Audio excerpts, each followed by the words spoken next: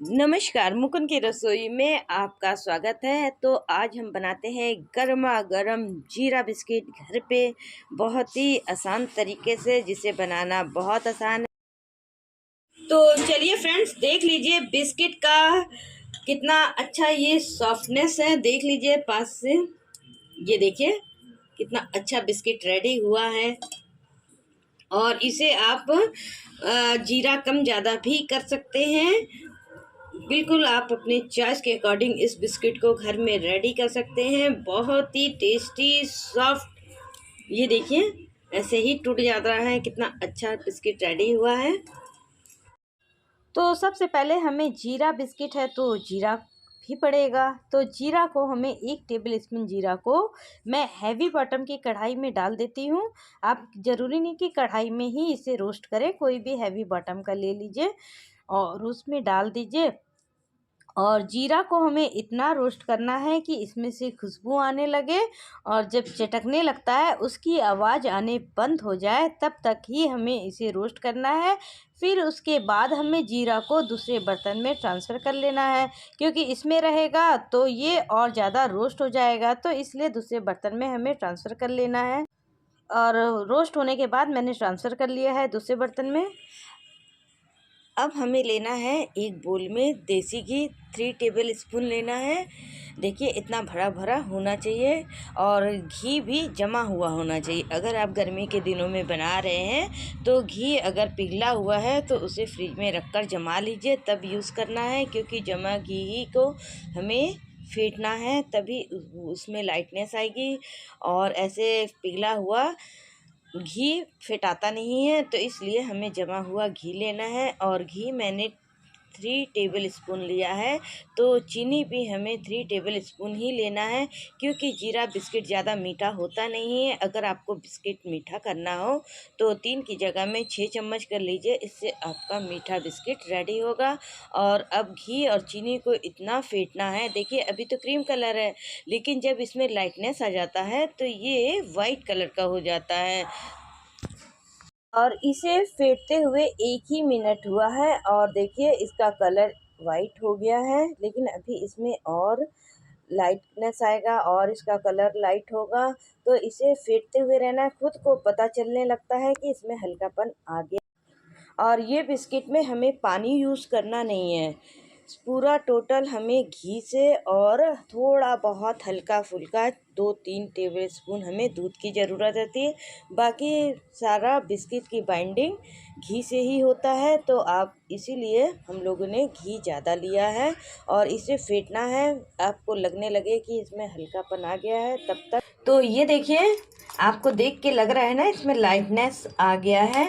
और यही चीज़ यूज़ होता है केक को डेकोरेशन करने के लिए। बहुत से लोग व्हिपिंग क्रीम यूज़ करते हैं, आप केक के डेकोरेशन में भी इसको यूज़ कर सकते हैं। और इसके स्टेबिलिटी के लिए इसमें आप कॉर्नफ्लोर डालेंगे तो जैसा आप शेप बनाएंगे वैसे प्रॉपर शेप में ये बना रहेगा।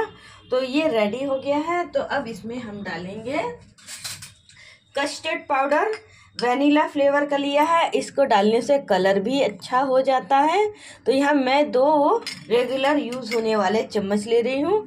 तो जैसे जैसे हम चीज़ डालेंगे उसको उस तरह तुरंत मिक्स करते जाएंगे, ताकि अच्छे से मिक्स हो जाए, लम्स नहीं रहना चाहिए। तो देखिए इस तरह डालने से भी आप इस पाउडर से भी देखिए केक डेकोरेशन की क्रीम बना सकते हैं। देखिए कलर भी ब्यूटीफुल सा हो गया है और वनीला फ्लेवर भी आ गया है। और इसी समय इसमें हमें ऐड करना है बेकिंग पाउडर, 1 टेबल स्पून डालना है, ताकि बिस्किट हमारा बढ़िया बने। तो इसलिए बेकिंग पाउडर डाल दीजिएगा इसी समय। बेकिंग पाउडर डालने के बाद भी हमें इसे अच्छे से मिक्स करना है। एक एक चीज़ डालेंगे, एक एक चीज़ अच्छे से मिक्स करेंगे, तभी बिस्किट हमारा अच्छे से बनेगा। एक साथ डालकर मिक्स करने पे अच्छे से मिक्स नहीं होता है, तो इसलिए एक एक चीज़ डालकर ये अच्छे से मिक्स करने के बाद ही दूसरी चीज़ें डालना रहेगा। तो अब हमें इतना इसमें मैदा डालना है कि इसका हम टाइट डो रेडी कर सकें, क्योंकि बिस्किट बनाने के लिए हमें टाइट डो की ही ज़रूरत है। और यहाँ पे मैंने वनीला फ्लेवर का लिया है कस्टर्ड पाउडर। अगर आपको दूसरा फ्लेवर पसंद हो तो आप उसका भी यूज़ कर सकते हैं, ये आपके चॉइस है। तो अब हमें डालना है यहाँ पे आधा चम्मच से कम नमक, क्योंकि हम नमकीन बिस्किट बना रहे हैं और आपकी चॉइस है कि आप मीठा बनाना चाहते हैं तो नमक एकदम 2-3 चुटकी डालिए, बस इतना ही, क्योंकि मीठा में 2-3 चुटकी काफ़ी होता है, नमकीन बिस्किट में थोड़ा नमक ज़्यादा डालना पड़ता है, यही फ़र्क होता है, बस थोड़ा सा फ़र्क है। मीठा और नमकीन बिस्किट बनाने का एक ही तरीका होता है। तो अब हमें मैदा मिक्स कर लेना है धीरे धीरे, और चम्मच को रखकर हाथ से हमें अच्छे से मिक्स करना है, और हल्के हल्के हाथों से ही हमें इसे मिक्स करना है। एकदम प्रेशर नहीं डालना, बस हल्के हाथ से एक दूसरे से, बस इस तरह जैसे मैं कर रही हूँ इसी तरह ही हल्के हाथ ही यूज़ करना है। और ज़रूरत पड़ेगी तो हम लोग दूध का भी यूज़ करेंगे, और जो दूध यूज़ किया जाएगा नॉर्मल टेम्परेचर का रहेगा, ना ठंडा ना गरम। अगर ठंडा है तो गरम कर लीजिए, गरम है तो ठंडा कर लीजिए, नॉर्मल टेम्परेचर का ही लेना है, तभी बिस्किट अच्छे से बनता है।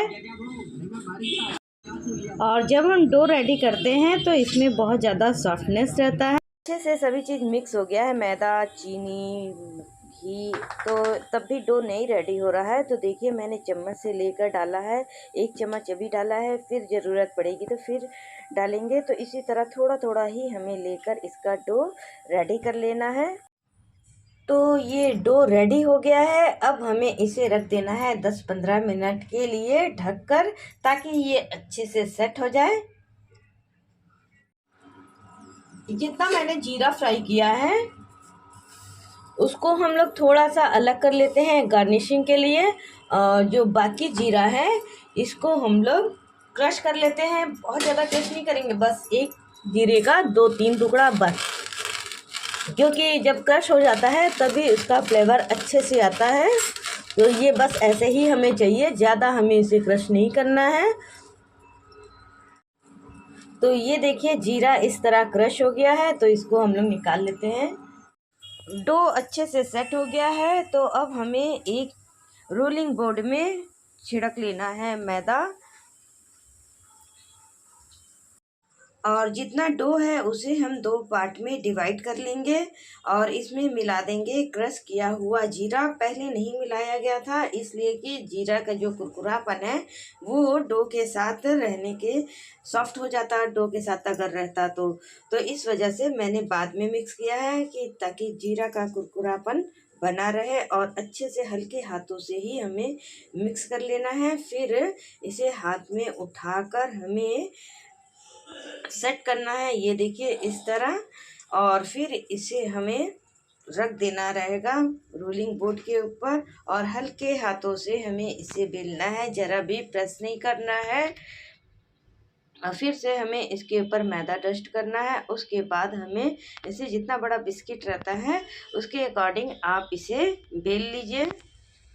और ये साइड्स फटेंगे, इसकी आपको ध्यान नहीं देना है, क्योंकि ये हम जब इसे बिस्किट के पीस में काटेंगे तब ये चाकू से काट के इसे अलग करके फिर से इसका यूज़ हो जाएगा बिस्किट बनाने में। देखिए इस तरह काट के हमें जितना जैसे जीरा बिस्किट चाहिए रहता है उसी तरह आप काट सकते हैं, या तो अपने चॉइस के अकॉर्डिंग कोई भी शेप दे सकते हैं, सर्कल दे सकते हैं, स्टार दे सकते हैं, जैसा भी बच्चों को आपके घर में पसंद हो वैसा आप काट सकते हैं। देखिए पहले तो हमें इसे 2 पार्ट में डिवाइड करना है, और फिर से हमें 2 पार्ट में डिवाइड करना है। तो इस तरह काटने में आसानी रहती है। 2 पार्ट में डिवाइड कर लीजिए, तो फिर जो आधा बचा फिर उसको 2 पार्ट में डिवाइड कर लीजिए।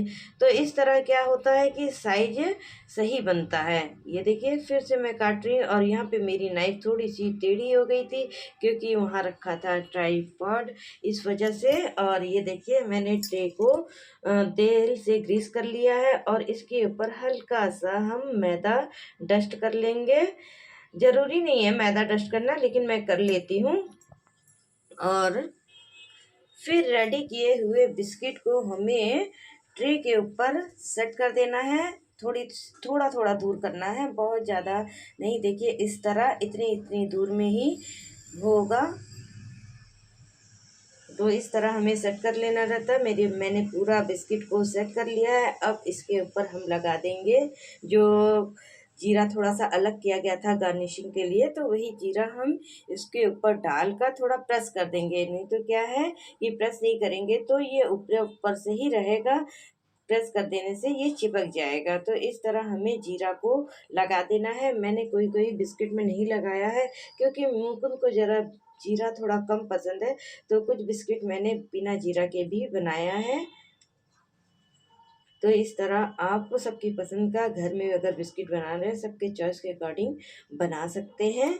तो इस तरह ये ट्रे रेडी हो जाता है बेक करने के लिए।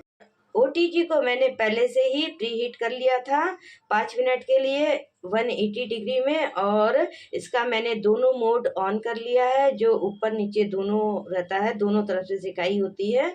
तो और बिस्किट बनाने के लिए हमें दोनों मोड की ज़रूरत रहती है ताकि ऊपर नीचे दोनों से सिकाई हो। और इसके अंदर और इसका टाइमर मैंने 15 मिनट का सेट कर दिया है और 180 डिग्री में सेट है। ये देखिए 180 डिग्री में ये सेट हो गया है।